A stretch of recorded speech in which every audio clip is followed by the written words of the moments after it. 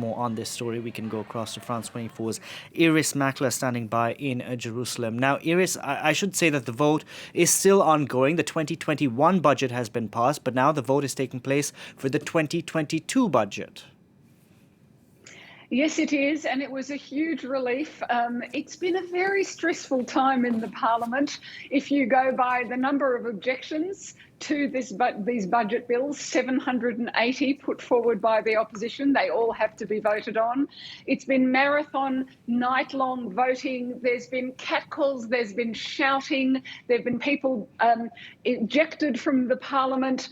And at the end, this morning at dawn, when the first bill passed, the first budget bill passed, there was cheering, celebrations and people taking selfies with each other because it means that this government will last. It had a one-seat majority. It would have triggered an election if they'd failed to pass this budget.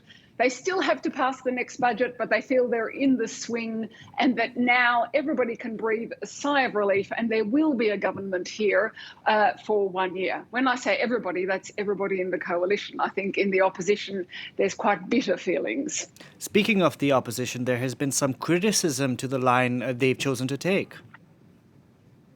Yes, they have been a fighting opposition, a scorched earth policy opposition, if you like.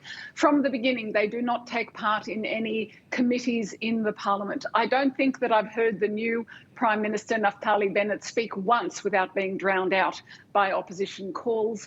And there's been very, very strong opposition to this bill, to this budget bill. And it focused not just on the economics of it, but also there was a large focus on the fact that the funding would go also to Arab interests and Arab towns would be built. This is the first government, as you and I have discussed, where there's actually an Arab party inside the coalition.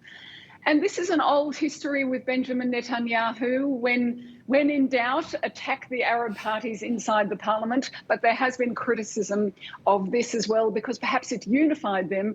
And that's why even though they only have a majority of one, they did manage to vote in a unified manner. All 61 votes passed this bill.